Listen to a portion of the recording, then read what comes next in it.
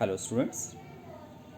Plant pathology वाले portion में आज जो हम डिजीज़ पढ़ने जा रहे हैं वो है अर्ली ब्लाइट ऑफ पोटैटो, जो अल्टरनेरिया सोलेनाई नामक फंजाई से होती है। फंगल डिजीज़ है ये, के बारे में हम पढ़ेंगे। डिजीज़ कैसे होती है, कौन से ऐसे फैक्टर हैं जो डिजीज़ को बढ़ावा देते हैं, तो कैसे कंट्रोल कर सकते हैं, और फील्ड में इसके सिम्टम्स को हम कैसे पहचानेंगे, और इसके सिम्टम्स को एक पर्टिकुलरली नाम दिया गया है टारगेट बोर्ड सिम्टम्स। क्यों बोलते हैं टारगेट बोर्ड सिम्टम्स, ये भी सीखेंगे। चलिए इसके बात करते हैं इंट्रोडक्शन की। The causal organism of early blight was first described by Ellis Martin 1882 as Macrosporium solanae. The first reference of the fungus as a parasite and its association potato leaf blight was Gallo 1891 in Australia. Jones 1893 was the first to suggest the name early blight of potato distinguished the disease from late blight.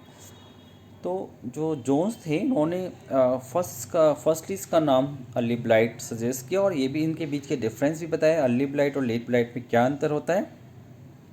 और इसको सबसे पहले मैक्रोस्पोरियम solani नाम दिया गया था, बाद में इसको अल्टरनेरिया सोलेनाई के रूप में सर्च किया गया।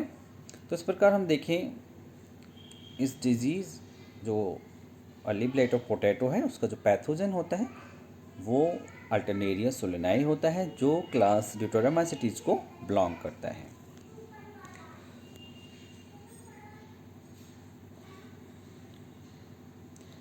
और जान सकते हैं थोड़े से इसके इंट्रो के बारे में। The first recorded observation of early blight in south Africa was in KwaZulu Natal between 1918 and 1984. A study was conducted to determine the epidemiology and control of potato early blight in the mist belt of the high rainfall soil areas in KwaZulu-Natal, 1985. Since then, however, very few similar studies have been done in South Africa. South Africa में भी इससे related कुछ study की गई। The most important host of Artemis soli was tomato, potato and eggplant. मतलब ये आलू को और कुकुरबिटेसी फैमिली के कुछ मेंबर जैसे होते हैं, तरबूज, खीरा, लौकी, तोरई आदि को भी इन्फेक्ट कर सकता है। और यह गेहूं में भी एक डिजीज़ उत्पन्न करता है जिसको हम बोलते हैं ब्लैक पॉइंट डिजीज़। और ये क्रूसीफेरी फैमिली जैसे सरसों, गोभी आदि को तो इन्फेक्ट करता ही है।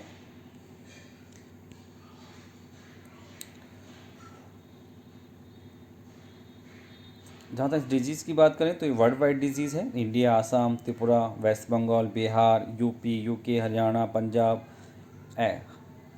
हिमाचल प्रदेश इत्यादि में ये पाई जाती है। हिली एरिया में ज़्यादा पाई जाती है। इसका जो लॉस होता है लगभग 20 से 50% तक होता है। अब हम बात करते हैं इसकी सिम्टम्स की।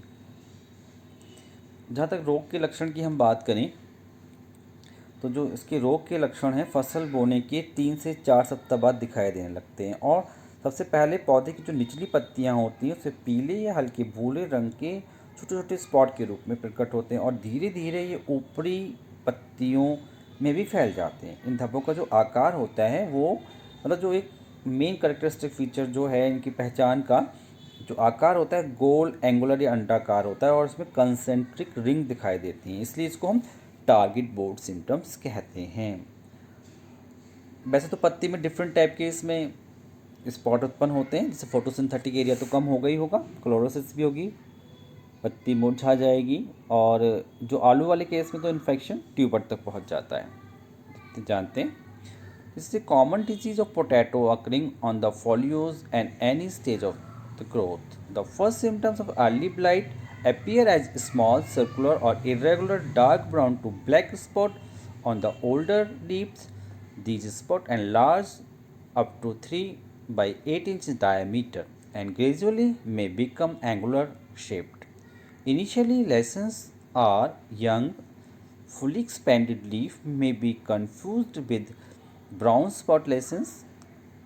These first lesions appear about 2 to 3 days after infection. इसलिए एक बात बहुत ध्यान रखने वाली हमारी जो ये है कि जो इन्फेक्शन है वो कब हो जाता है, यानी कि हम इसको अर्ली ब्लाइट क्यों बोल रहे हैं, अर्ली ब्लाइट और लेट ब्लाइट में क्या अंतर है। तो जो इसका जो जो डिजीज़ है वो बहुत जल्दी इन्फेक्शन, मतलब हम जैसे इसको बोएं 2 से 3 दिन में इसका इन्फेक्शन, मतलब जो इन्फेक्शन जो होता है 3 से, प्लांट हमने बोया, फसल बो दी, तो 3 से 4 सप्ताह में इसका इन्फेक्शन दिखाई देने लगा और फ्लावरिंग स्टेज से पहले ही दिखाई देने लगेगा। Early blight lesions can be diagnosed in the field easily due to the dark concentric ring alternating with bands of light dense tissue, giving them a distinctive target spot appearance. इसको हम target board सिंपल्सली बोलते हैं कि इसको जो concentric ring दिखाई देती है बहुत आसानी से हम इसको पहचान सकते हैं।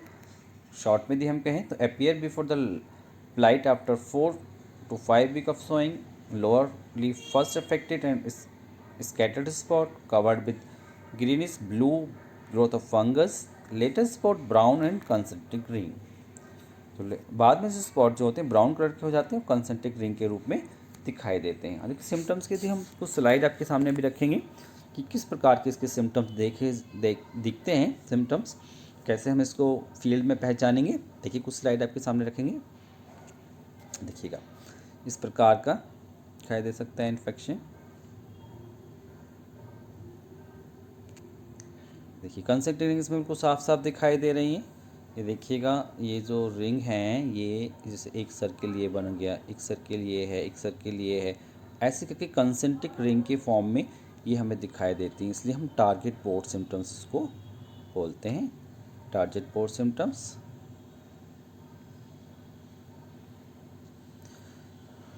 इस प्रकार से इसके सिम्टम्स दिखाई देते हैं। देखिएगा इस प्रकार से दिखाई दे सकता है क्योंकि क्लोरोटिक एरिया तो कम होता ही है, क्लोरोसिस होती है। ये देखिए रिंग स्पॉट क्लियर दिखाई दे रहे हैं।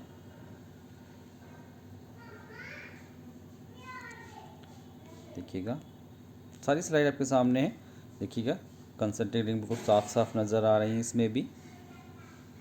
देखिएगा ये किस तरीके से दिखाई दे रही है, ये ऐसे करके दिखाई दे रही है, ये टारगेट बोर्ड सिम्टम्स की तरह।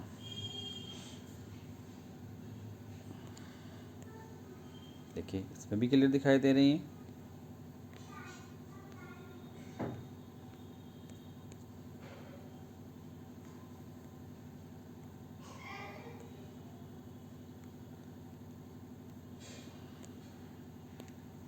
देखिएगा तो सारी स्लाइड्स हम देख सकते हैं इन्फेक्शन की, सिम्टम्स की।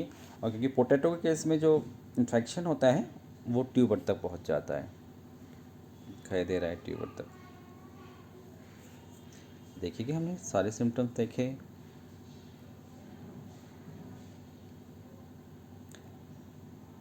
अब हम बात करेंगे पैथोजन की। क्या है बेटा, अभी रुक जाओ, वीडियो बना रहा हूँ मैं।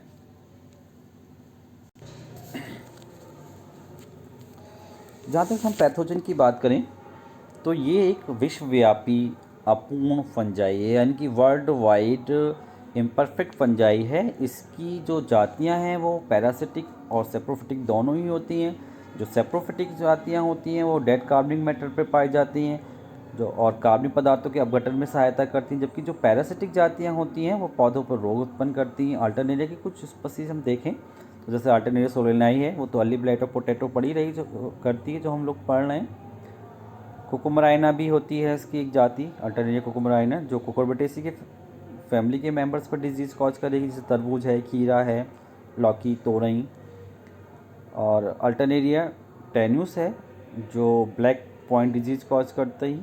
एक ब्रेसिकी है जो क्रूसीफेरी फैमिली के मेंबर जैसे सरसों, गोभी आदि पर इन्फेक्शन कर सकती है। जहाँ तक इस पैथोजन की हम बात करें, ये बहुत ससेप्टेबल यानी कि ग्राहीशीलता इसमें ज़्यादा पाई जाती है। Disease soil and seed born, इसकी जो डिजीज़ होती है वो सॉयल से या सीड से होती है। Pathogen survive as conidia and mycelium in seed and plant residue. जो पैथोजन है वो जो परपिचुएट करता है वो कोनिडिया या माइसीलियम के फॉर्म में सीड के अंदर या जो प्लांट का रेसिड्यू होता है, कूड़ा करकट, पिछले साल का डेब्रिज उस पर करता है। इसका जो कोलेटरल होस्ट है वो टोमेटो है। इसके लिए जो फेवरेबल टेम्परेचर है वो 28 से 30 डिग्री सेंटीग्रेड होता है, इसमें कोनिडिया जर्मिनेट कर जाता है। और रिलेटिव ह्यूमिडिटी इसको चाहिए होती है ज़्यादा, अपने इन्फेक्शन के लिए इसको रिलेटिव ह्यूमिडिटी चाहिए वो हाई चाहिए, क्योंकि ये फंगल डिजीज़ है और ड्यूटेरोमाइसिटिस का मेंबर है। तो हम इसका क्लासिफिकेशन भी जानेंगे। Fungi division Eumycota, sub division Deuteromycotina, class Hyphomycetes, order Hyphomycetales, family Dematiaceae, genus Alternaria. और क्योंकि हम सोलेनाई के बारे में बात कर रहे हैं स्पीसीज, तो सोलेनाई की पढ़ेंगे। बात करते हैं इसकी इटियोलॉजी को लेकर। तो जो माइसीलियम होता है एक्चुअल में इसका वो सेप्टेट भी होगा, ब्रांच भी होगा, हल्के ब्राउन कलर का होता है। और इसकी जो सेल्स होती हैं वो मल्टी न्यूक्लिएट होती हैं। और इन्फेक्शन में ये जो हम प्रारंभिक दशा देखें तो ये इंटरसेलुलर होते हैं, बाद में ये इंट्रासेलुलर भी हो जाते हैं, क्योंकि इसमें होस्टेरिया तो पाए नहीं जाते हैं। ये इम्परफेक्ट फंजाई है तो सेक्सुअल स्टेज तो पाई नहीं जाएगी। और एसेक्सुअल रिप्रोडक्शन जो होगा वो कोनिडिया द्वारा होगा। जो हम जो स्लाइड देख रहे हैं वो अल्टरनेटिव सोलेनाई की कोनिडिया हैं। देखिएगा कैसे कोनिडिया होते हैं, इसके म्यूरिफॉर्म कोनिडिया होते हैं। देखिए सेप्टेट। तो जो कोनिडिया होते हैं गहरे रंग के होते हैं, ऑक्लेवेट हो सकते हैं, ओवॉइड हो सकते हैं, लेकिन म्यूरिफॉर्म होते हैं ना। ये जो देख रहे हैं म्यूरिफॉर्म, इसका जो करेक्टरिस्टिक फीचर है म्यूरिफॉर्म। मल्टी सेलुलर हैं, ट्रांसवर्स, इसमें ट्रांसफर और लॉन्गिट्यूडनल दोनों बैंड्स पाए गए हैं। देखिएगा ये इसकी म्यूरिफॉर्म स्ट्रक्चर दिखाया गया है। प्रत्येक कोनिडियम में जो सेप्टम की संख्या है 5 से 10 तक हो सकती है। बाकी जो इनकी संख्या है वो कभी कभी इन्वायरमेंटल कंडीशन पर भी डिपेंड करती है।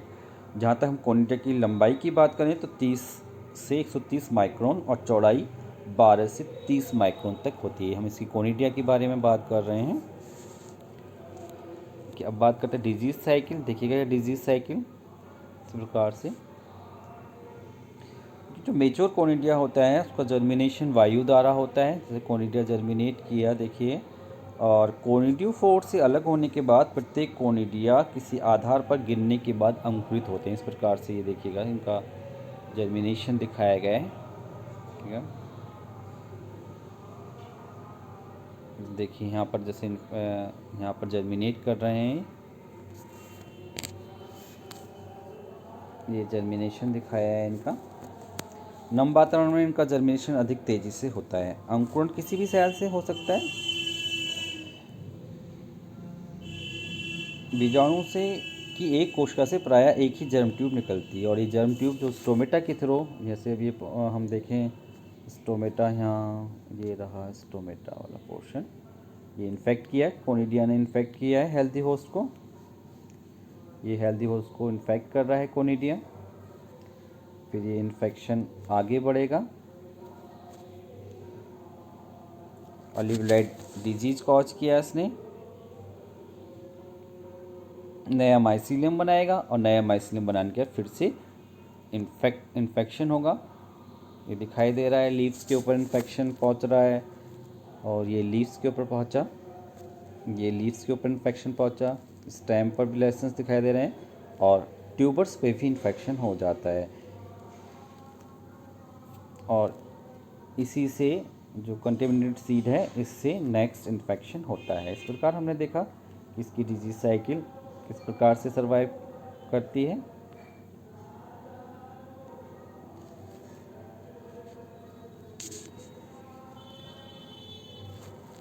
हम बात करेंगे इसके डिजीज़ में किस प्रकार से इसको हम कंट्रोल कर सकते हैं। Removal of plant residue, crop rotation कर सकते हैं, स्प्रे कर सकते हैं केमिकल का, जैसे जनेब है 15 दिन के इंटरवल्स पर। रेसिस्टेंट वैरायटीज़ हम यूज़ कर सकते हैं, कुफरी है। और तो इस प्रकार से हम इसके डिजीज़ मैनेजमेंट में क्रॉप रोटेशन, प्लांट रेसिड्यू का रिमूवल, केमिकल का स्प्रे और डिजीज़ रेसिस्टेंट वैरायटी को यूज करके कर सकते हैं। तो इस प्रकार हमने आज एक डिजीज़ पढ़ी इसका नाम है अर्ली ब्लाइट ऑफ पोटैटो। तो आज का वीडियो यहीं समाप्त करते हैं। नेक्स्ट वीडियो में नेक्स्ट डिजीज़ को लेके आएंगे। Thank you.